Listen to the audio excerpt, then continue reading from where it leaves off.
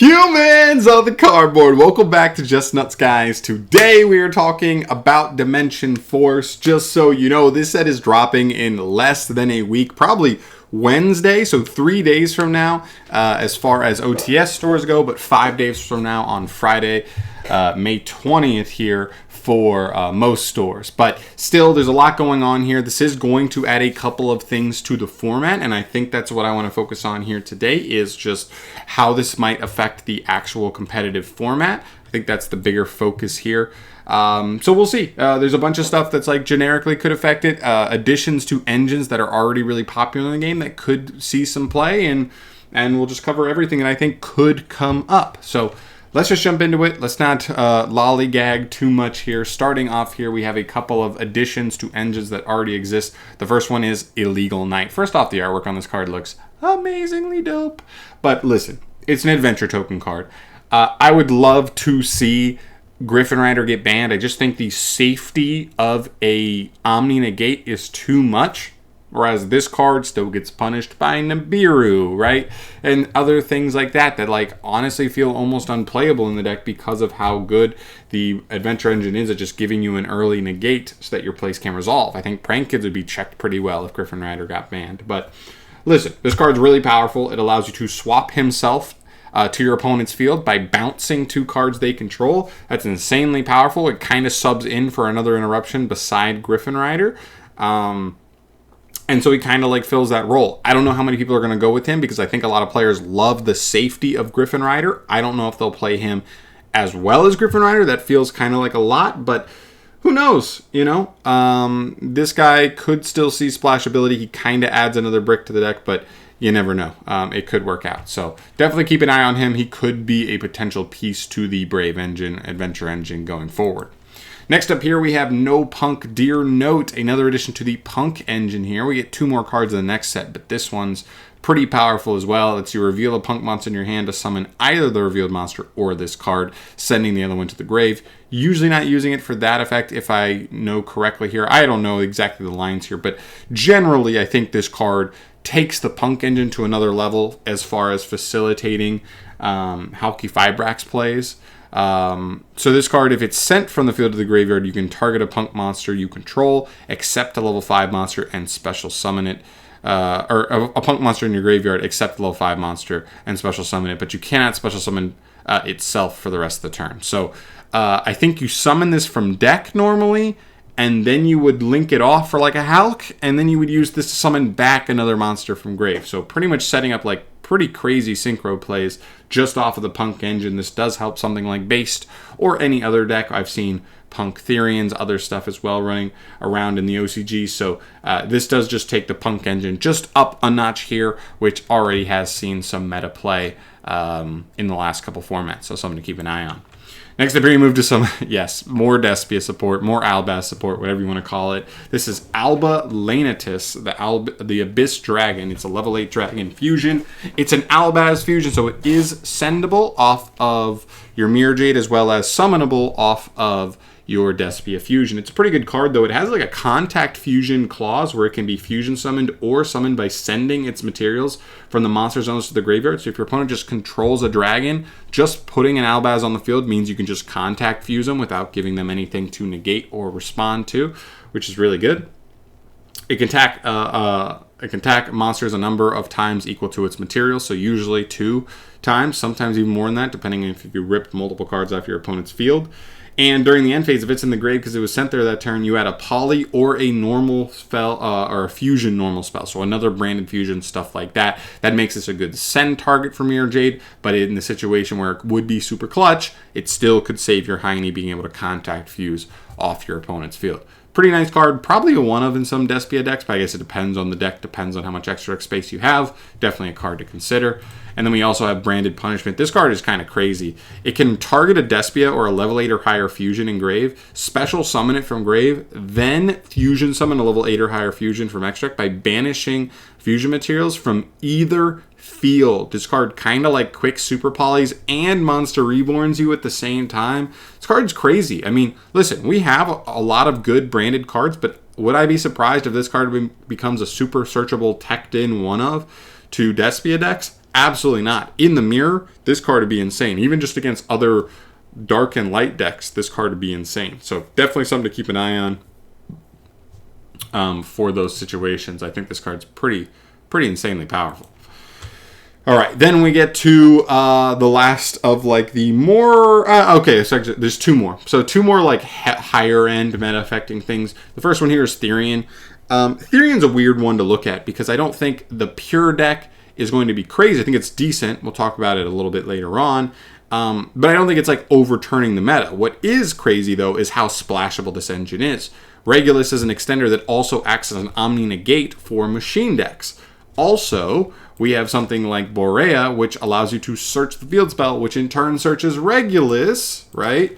Anyway, so if in a plant deck, you could splash Borea. So plants and machines particularly get the biggest buffs here. It's hard to really look at the overall scope of this because there's probably 5 to 10 respectable machine decks that will try to splash this in, and there's probably almost 5 plant decks you can almost try to splash this in, to try and make this engine work. So it's something we have to look at. It's hard because it affects so many different like fringe rogue decks, like solid decks, but aren't meta yet, that I'm not sure exactly how it's going to turn out in the end. But a very good splashable engine helping those decks get more disruption and play through stuff like Nib. I know Sun Avalon struggles with Nib, so being able to set up a negate before you have to commit fully to your plays can be absolutely ginormous.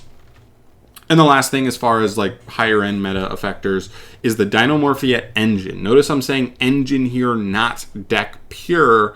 Rex Term is crazy. This card is essentially skill drain on legs, and we have Frenzy, which can pretty much fuse by sending materials from extra deck and deck to grave, making this engine very, very splashable. And so a deck that maybe doesn't have a ton of really high impact normal summons, or just, maybe doesn't play just enough of them, rather than like having really powerful, not having strong enough ones, seeing Frenzy or the already existing Theresia is a 1-card way to set up this play. You just get Rex Term out, and then you just 1-card skill drain on legs. It's a 3,000 body, so it does allow you to apply pressure in the battle phase as well. It's very, very scary, very, very powerful, and it's something to consider, especially if your deck can kind of just splash it in as a tiny engine, because why not? It's really strong for very minimal investment. So that's it for like the higher end stuff. Moving into like the lesser high end stuff, starting off with Therion's Pure. It's a really interesting deck, but the deck seems to have its own problems consistency wise, and I would say that the Therions all seem to be more extenders than starters, and so you have to pair them with other engines to kind of get things started, because the Therions need stuff engraved to be able to get their shit going. And so you need to kind of pair them with an engine that's going to get stuff engraved, particularly more Therions engraved, so that they can start popping off. But when they get going, they do some powerful things. So the question there is obviously consistency based. But I do think it's a solid rogue deck. I think it's a deck that could beat any meta deck on any given duel, because it is really solid. But we'll have to see when we get there. I also think the Adventure Engine's pretty good in this deck as well, because off of Fateful Adventure, you add and send. So as long as you had like 2 Therions in hand, you would add the Griffin Rider and then pitch the whatever extra Therion you have. That gives you a Therion engraved to then unlock the rest of the Therions in hand, which is pretty good. So it doesn't care about hand traps too much. Next up from there, we have the new zombie stuff. I think this is more of a rogue deck for sure. Zombies are always rogue. The anti-meta zombie world strategy will be a part of this as well, but they get some new really powerful synchro tools. First off is Mad Mauler. He's kind of like Plague Spreader, but even better, in my opinion. So really solid.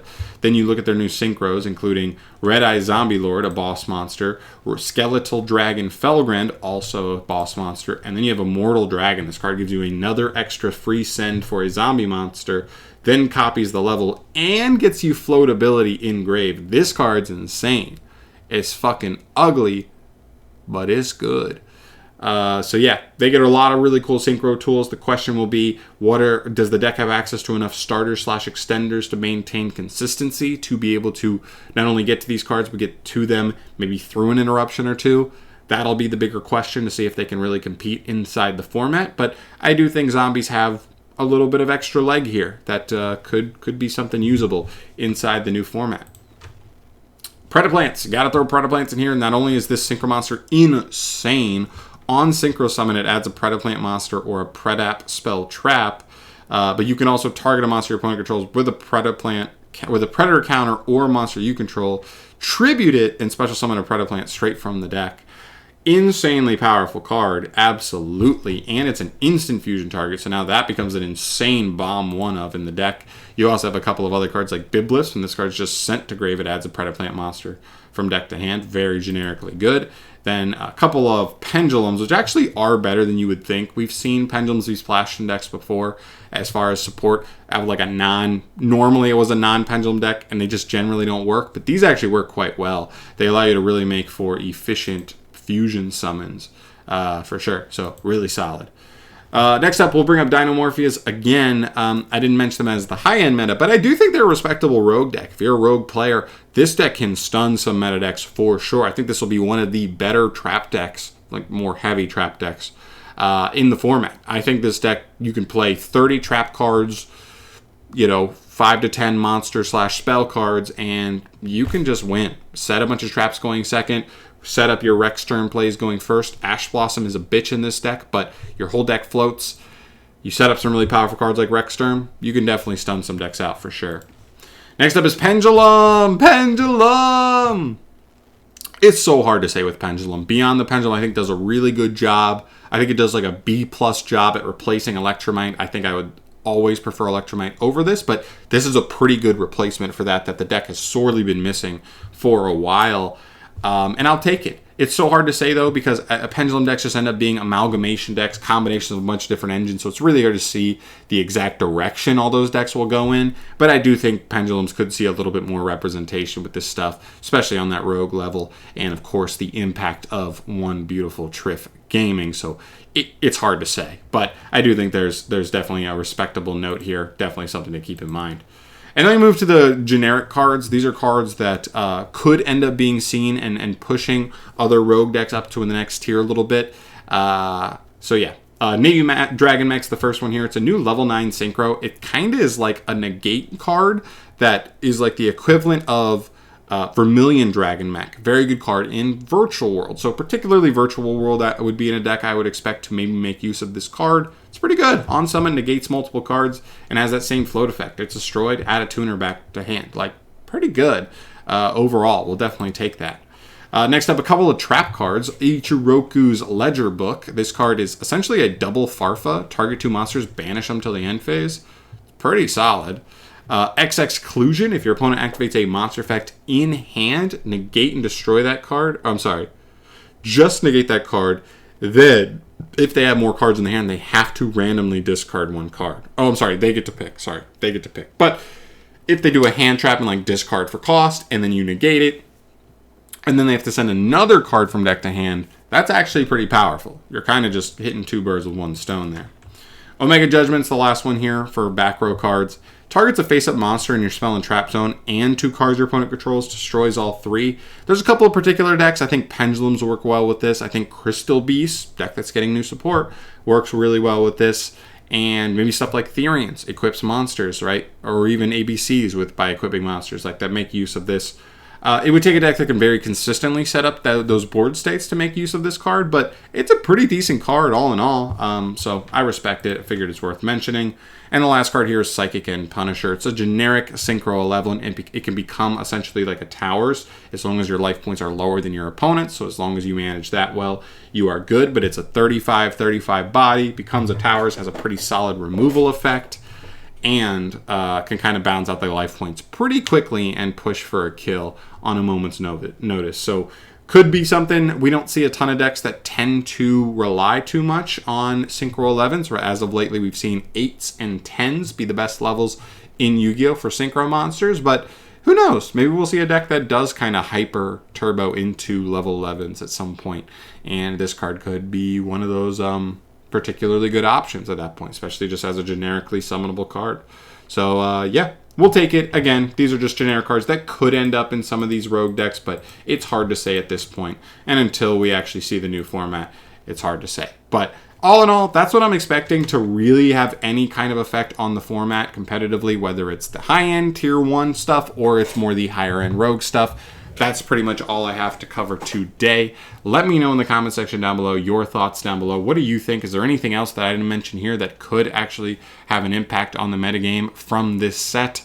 If not, what are you most excited to try out? If you are a competitive player, what out of this stuff that I went over today are you looking to kind of jump into the format with and give things a run? Love to hear your thoughts down below. Thank you so much for watching. As always, subscribe to the channel if you want to see more stuff from me down the line. And I'll see you in the next one. Peace.